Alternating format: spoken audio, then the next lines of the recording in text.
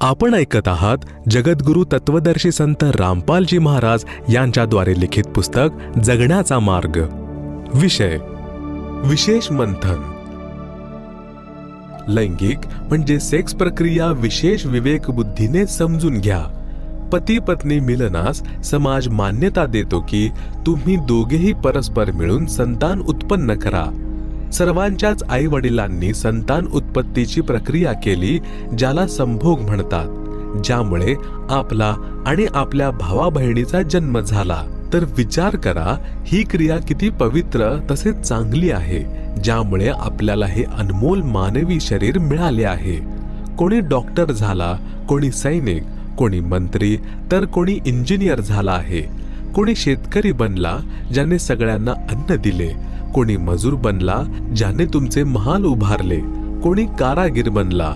मानवी शरीरात आपण भक्ती, दान, धर्माचे कर्म करून आपल्या जीवाचे कल्याण करू शकतो.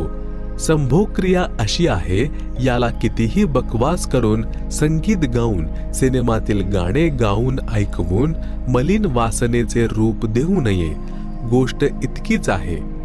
ही पडद्याच्या आड करणे सभ्यता आहे. पशु पक्षी प्रजनन क्रिया करतात, जे उघड्यावर करतात, जे चांगले वाटत नाही.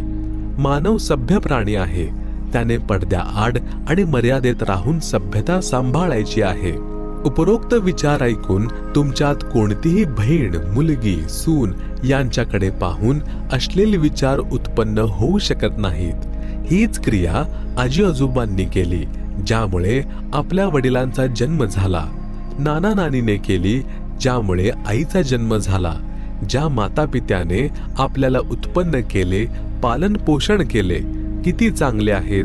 आपले आई वडील ज्यांची उत्पत्ती ही कामक्रियेने झाली, तर हे काय अश्लील आहे?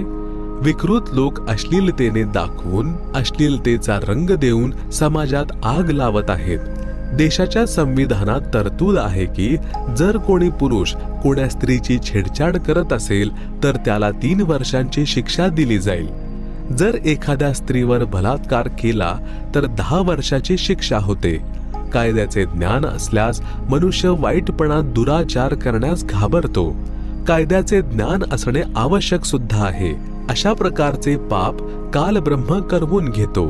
काल कोण आहे? कृपया ऐका याच पुस्तकातील विषय सृष्टी रचनामध्ये. चित्रपट बघायचा नाही.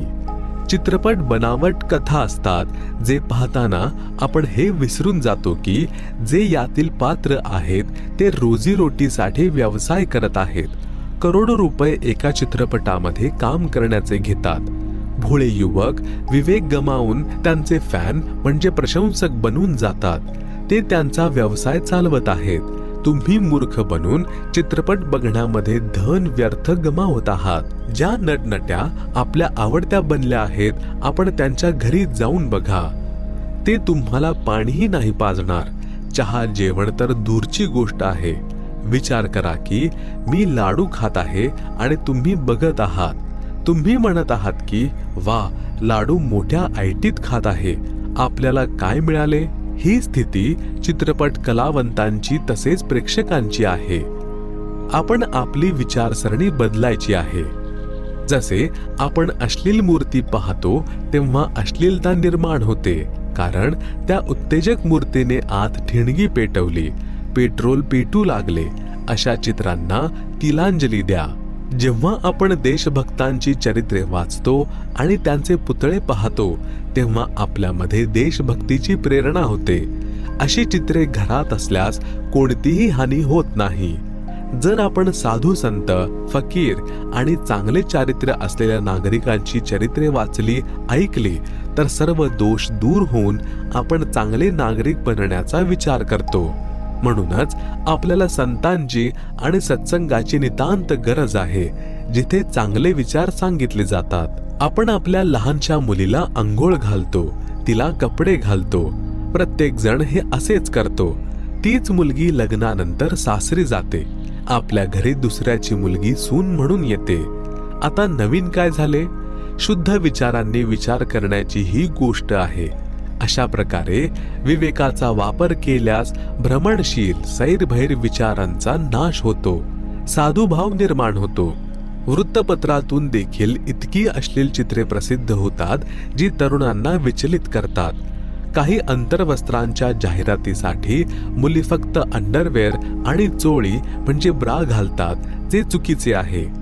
त्याचप्रमाणे पुरुष देखील अंडरवेअरच्या जाहिरातीसाठी फक्त अंडरवेअर घालून उभे असतात, जे महानीचतेचे प्रतीक आहे.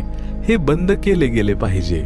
यासाठी सभ्य संघटनेची आवश्यकता आहे, जी घटनात्मक मार्गाने अशा प्रकारच्या अश्लीलता बंद करण्यासाठी संघर्ष करेल आणि मानवाला चारित्र्यवान, दयावान बनवण्यासाठी चांगली पुस्तके उपलब्ध करून देईल, सत्संगाची व्यवस्था करेल. चांगले विचार ऐकणारी मुले संयमी असतात.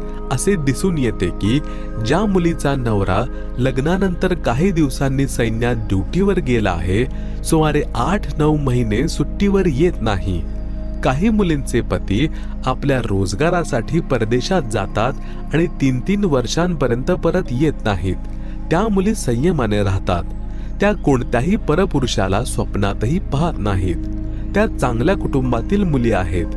पुरुष देखील इतके दिवस संयमाने राहतो. ती मुले उच्च घरातील आहेत, अस्सल घरंदाज असतात. जे भडवे असतात ते ताकझाक करत असतात. डोक्याचे केस नवीन स्टाईलने कापून काळे पिवळे चष्मे लावून गल्ली गल्लीमध्ये कुत्र्यांसारखे फिरतात. ते भ्रमणशील असतात. ते काहीतरी गैरकृत्य करून चांगलं नांदतं घर उद्ध्वस्त करतात, कारण ते कोणाच्या बहिणी मुलीला वाईट साईट बोलतात, ज्यामुळे वाद होतो. या वादाचे रूप कोणत्या थराला जाईल हे सांगता येत नाही. कोणाचा मृत्यू देखील होऊ शकतो. तो एक भडवा 2 घरांचा नाश करतो. म्हणूनच आपल्या मुलांना लहानपणापासूनच सत्संगाचे वचन ऐकून विचारशील आणि चारित्र्यवान बनवायला हवे.